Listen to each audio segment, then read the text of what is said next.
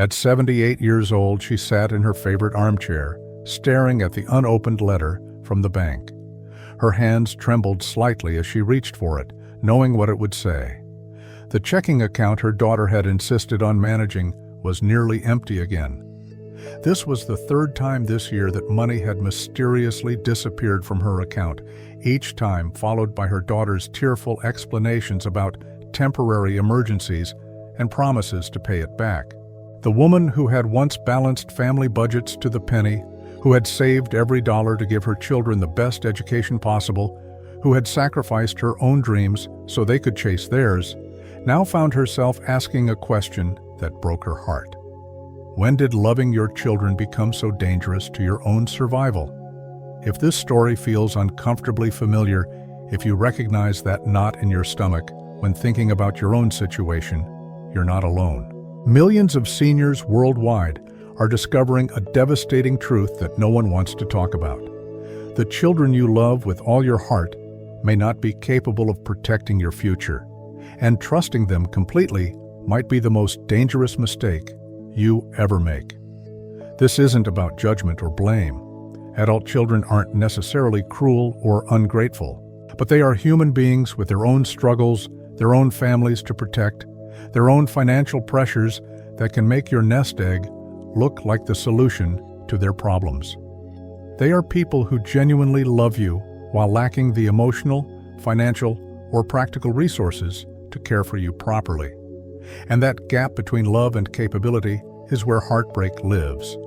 You may love your children with all your heart, but that doesn't mean you should entrust them with your future.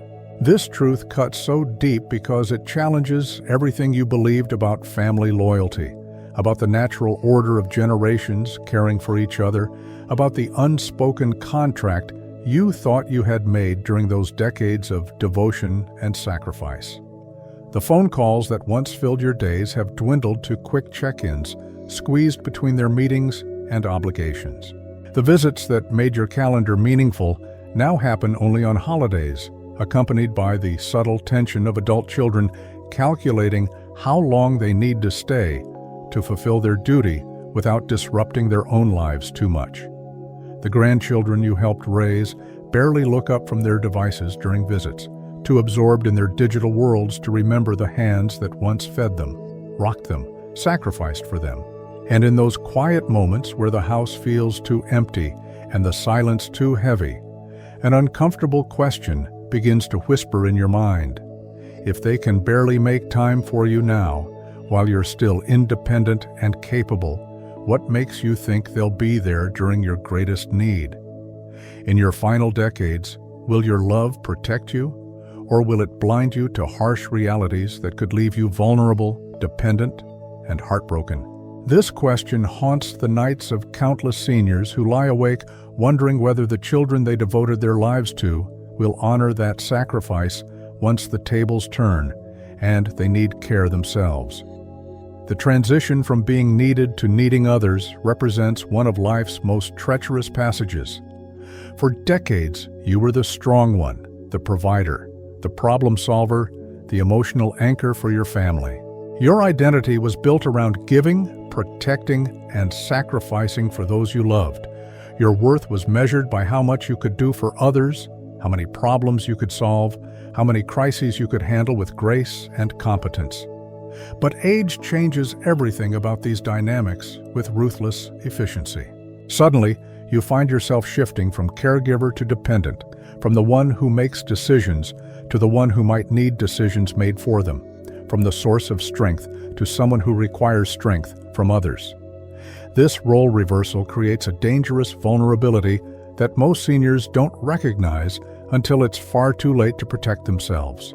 After spending a lifetime putting their children's needs first, after giving them everything you had and more, after sacrificing your own financial security for their education, weddings, and endless emergencies, it feels natural to expect that same level of care in return. The logic seems unassailable. You gave them life, love, and opportunity, so surely they'll give you security, respect, and care in your twilight years. But expecting and receiving are two vastly different things, separated by the harsh realities of modern life that make adult children less capable and less available than previous generations ever were. The devastating reality is that many elderly people are quietly suffering from financial exploitation, emotional neglect, or even outright abuse at the hands of the very children they trusted with their lives. Adult children struggling with mortgages, divorces, job losses, and their own children's expenses look at their parents' savings accounts as potential solutions to their mounting problems. The woman who raised them with infinite patience suddenly becomes an inconvenient burden once she needs help with daily tasks that interfere with their busy schedules. Stressed families view elderly parents as complications rather than blessings, additional responsibilities they can't afford to take on properly. Well-meaning children make decisions based on their own convenience rather than their parents' best interests, justifying these choices with the rationalization that they're doing their best under difficult circumstances. But even in situations where there's no intentional harm, even where children genuinely love you and desperately want the best for you, they may simply lack the emotional bandwidth, financial resources, or practical capability to provide the level of support you need. They have mortgages that consume half their income, careers that demand 60-hour weeks, their own children whose needs seem endless and urgent. They're dealing with their own health problems, relationship issues, and financial stress that keeps them awake at night. Expecting them to also be responsible for your complete welfare isn't just unrealistic, it's unfair to everyone involved. You end up feeling abandoned and resentful once they can't meet impossible expectations. They end up feeling guilty and overwhelmed by obligations they can't reasonably fulfill. And the relationships you've spent decades building begin to crack under the weight of unspoken resentment and mutual disappointment. The solution isn't to stop loving your children or to assume the worst about their intentions. The solution is to build a life structure that protects you while preserving relationships, that ensures your security without making your happiness dependent on their availability, that honors your love for them while recognizing the realistic limits of what they can provide. Creating this kind of protected, peaceful life requires embracing three fundamental pillars that most seniors resist because they challenge traditional notions of family obligation and parental sacrifice. These pillars don't distance you from your children. They actually improve relationships by removing the pressure, guilt, and resentment that builds once expectations clash with reality. The first pillar is boundaried love, learning to love your children deeply while refusing to confuse love with surrender. This approach involves saying yes to connection, but no to control, supporting them without enabling dependency, maintaining your own financial, emotional, and physical boundaries, even during moments where they pressure you to blur those lines for their convenience. One elderly gentleman discovered this principle the hard way once his son moved back home after a divorce, bringing 2 teenagers and a mountain of debt. For months, he watched his retirement savings dwindle as he paid for groceries, utilities, and unexpected expenses that his son promised to cover as soon as things turned around. The harder he tried to help, the more entitled his son became, treating his father's generosity as an unlimited resource rather than a temporary blessing. The transformation happened once he finally said, "I love you, but I can't continue paying for everything. You have 30 days to find another arrangement." His son was angry, his grandchildren didn't understand, and the guilt nearly consumed him. But 6 months later, his son had found a job and his own apartment. The relationship had healed, and his savings account was protected from further depletion. Boundaried love looks like helping your adult child through a genuine crisis without draining your retirement savings, listening to their problems without feeling responsible for solving them, being available for emotional support without becoming their primary source of stability, saying, "I love you, but I can't," once requests cross into territory that threatens your own security. Many seniors struggle with this concept because they've been conditioned to believe that parental love requires unlimited sacrifice. They feel guilty setting any limits with their children, even during times where those limits are necessary for their own survival. But experience teaches a harsh lesson.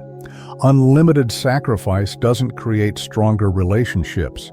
It creates resentment, dependency, and ultimately damages the very connections you're trying to preserve. Maintaining healthy boundaries with your adult children actually gives them an invaluable gift: the opportunity to learn to solve their own problems and manage their own lives without relying on your resources as a safety net. You prevent the toxic dynamic where your security depends on their gratitude and their success depends on your continued sacrifice. The second pillar involves building self-reliant systems, creating structures that allow you to hope for their help while being prepared to stand completely alone. This doesn't involve becoming isolated or rejecting all assistance. Rather, ensuring that your basic needs for housing, healthcare, financial support, and daily assistance don't depend entirely on your children's availability and willingness to help. Self-reliant systems begin with brutally honest financial planning that doesn't assume your children will contribute to your support. This might involve downsizing to a home you can afford on your own income, researching assisted living options while you're still healthy enough to make good choices, or setting up legal documents that protect your interests even if your family relationships deteriorate unexpectedly. Having your own power of attorney arrangements with professionals who are legally obligated to act in your best interests, not with family members who might face conflicts between your needs and their own convenience. Building relationships with healthcare providers, legal advisors, and financial planners who understand your situation and can advocate for you during times where you can't advocate for yourself. One woman in her 70s learned this lesson once she fell and broke her hip while her daughter was traveling overseas for work. With no backup plan in place, she spent 3 agonizing days trying to manage basic needs before neighbors finally realized she needed help. The experience motivated her to establish relationships with local services, arrange for regular check-ins, and create emergency protocols that didn't depend on family availability. Self-reliant systems also include practical arrangements for daily life as you age, living in a community where you can walk to essential services, arranging for housekeeping and maintenance help before you absolutely need it, or joining senior organizations that provide social connection and practical support. Thinking ahead about transportation, meal preparation, and emergency assistance without assuming your children will always be available to fill those gaps. The beauty of building these systems is that they don't replace relationships with your children. They enhance them dramatically. Once your children know that you're not depending on them for your basic survival, once they understand that helping you is a choice rather than an obligation, their assistance becomes a gift rather than a burden. They can focus on loving you rather than feeling responsible for managing every aspect of your life. The third pillar involves creating your circle of trust, expanding your support network beyond family to include professionals, friends, neighbors, and community members who can share the responsibility of caring for you as you age. This pillar recognizes that putting your entire life in one basket, even a family basket, creates dangerous vulnerability that can destroy both your security and relationships. Your circle of trust might include a lawyer who understands elder law and can protect your legal interests, a financial advisor who helps you manage your resources responsibly without family interference, a primary care doctor who knows your medical history and preferences, and trusted friends or neighbors who can check on you regularly and assist with small emergencies. This could involve joining a faith community, senior center, or volunteer organization where you build meaningful relationships with people who share your values and interests. These connections provide social support, practical assistance, and emotional enrichment that doesn't depend on your family's availability, proximity, or emotional capacity. Many seniors discover that creating close relationships with other elderly people in their community provides better day-to-day support than relying on busy adult children who live far away or are consumed with their own responsibilities. Neighbors can check on each other daily, share transportation to medical appointments, provide companionship during illnesses, and offer the kind of regular contact that children living in distant cities simply can't provide. Professional relationships within your circle of trust serve a crucial function that family members can't fulfill effectively. Doctors, lawyers, financial advisors, and other professionals are trained to act in your best interests and are legally bound by ethical standards that protect you. They don't have the emotional conflicts of interest that can complicate family relationships. They can provide objective advice and advocacy during times where family dynamics become complicated or difficult decisions need to be made. Building this expanded circle requires significant effort and intentionality, especially if you've spent years focusing primarily on family relationships.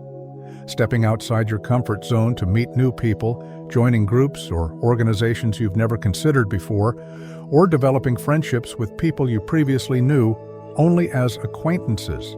But the investment pays off tremendously in terms of security, peace of mind, and quality of life.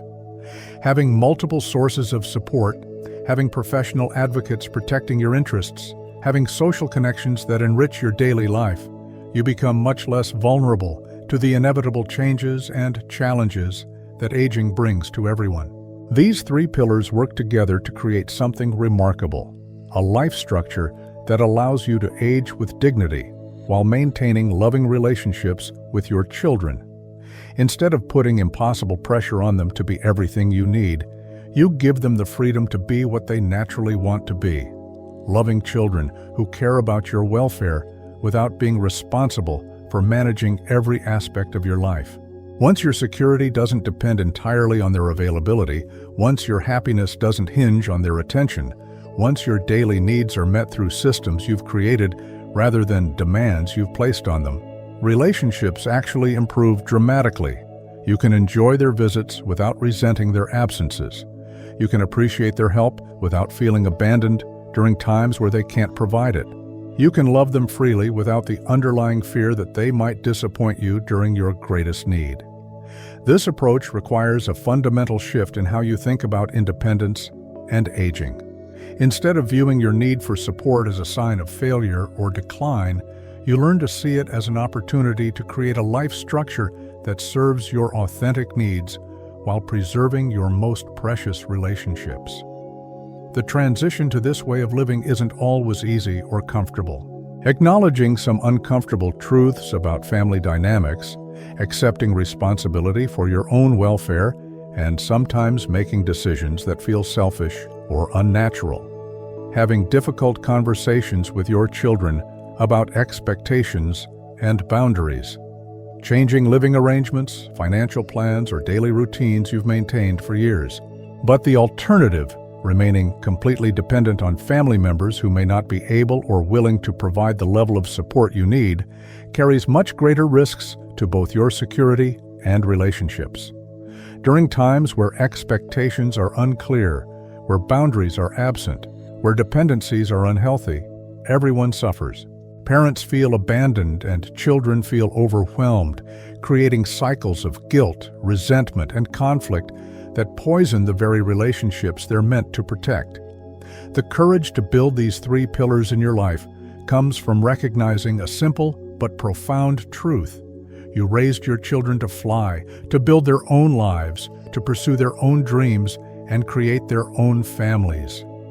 That success is something to celebrate, not mourn. But now it's time for you to land in your own dignity, to create security and meaning on your own terms, to demonstrate that aging can be a time of wisdom and strength rather than helplessness and decline. This doesn't involve becoming cold or distant from your children, rather loving them enough to free them from the impossible burden of being solely responsible for your happiness and security. Caring about them enough to model healthy aging rather than demonstrating that growing old inevitably involves becoming a burden on the people you love most. Once you create boundaried love, self-reliant systems, and your circle of trust, you give your children a remarkable gift: the opportunity to love you freely rather than feeling obligated to care for you out of duty or guilt. You show them that it's possible to age with dignity and purpose. You demonstrate that needing support doesn't involve surrendering agency or autonomy. Many seniors who embrace these pillars report that their relationships with their children actually become closer and more authentic than they've been in years. Without the pressure of dependency, without the weight of unspoken expectations, without the resentment that builds during times where needs aren't met adequately, families can focus on what they actually want to share with each other rather than what they feel obligated to provide. The children in your life probably want to love you, visit you, and support you in ways that feel natural and manageable for them. But they may not want or be able to manage your finances, make your health care decisions, solve your daily problems, or provide constant emotional support. Once you take responsibility for these foundational needs yourself, you create space for relationships to be based on love rather than obligation. The peace that comes from implementing these three pillars isn't the peace of resignation or withdrawal from life. Rather, the peace of knowing that you've created a sustainable structure for aging that protects both you and the people you love. The confidence that comes from being prepared for challenges rather than hoping they won't come. The freedom that emerges once you stop trying to control how others care for you and start taking responsibility for caring for yourself. The final decades of your life can be a time of dignity, purpose, and connection rather than anxiety, dependence, and conflict. But achieving this requires making some difficult choices about how you structure your life and relationships. Choosing security over sentiment, preparation over hope, and self-reliance over dependency. The love you have for your children is precious and irreplaceable. Honor that love by protecting it from the strain of unrealistic expectations and unhealthy dependencies. Show them that aging can be a time of grace and wisdom rather than decline and burden. Give them the gift of parents who take responsibility for their own welfare while remaining available for the kinds of connection and support that flow naturally from love rather than obligation. You can love your children deeply without handing them your freedom. You can age in peace, not fear. You can live your final decades with wisdom, clarity, and strength rather than quiet regret. But only if you have the courage to build the pillars that will support that kind of life. The choice is yours, and it's a choice you make new every day. You can continue hoping that love alone will provide the security and support you need as you age, or you can take practical steps to ensure that security while preserving the love you share with your children. You can remain vulnerable to the inevitable changes and challenges that aging brings, or you can build systems that protect you regardless of what those changes might be. The children in your life will always be your children, and the love between you doesn't diminish once you take responsibility for your own welfare. In fact, that love often grows stronger once it's freed from the burden of impossible expectations and unhealthy dependencies. Once you demonstrate that it's possible to age with dignity and independence, you give your children a model for their own future aging. Once you show them that needing support doesn't involve surrendering agency, you teach them lessons about resilience and self-respect that will serve them throughout their lives. If this message speaks to your heart, if these words resonate with your experience or your fears about the future, you're not alone. Countless seniors are navigating these same challenges, making these same difficult choices, building these same protective structures while maintaining loving relationships with their families. Your journey toward dignified aging matters not just for your own welfare, but as an example for other seniors who are struggling with similar questions about love, security, and family obligation. The wisdom you gain from building these pillars the peace you find in taking responsibility for your own welfare, the strength you develop in creating sustainable support systems, these become gifts you can offer to other seniors who are walking similar paths. Your example of aging with dignity and purpose can inspire others to reject the myth that growing old inevitably involves becoming a burden on the people they love.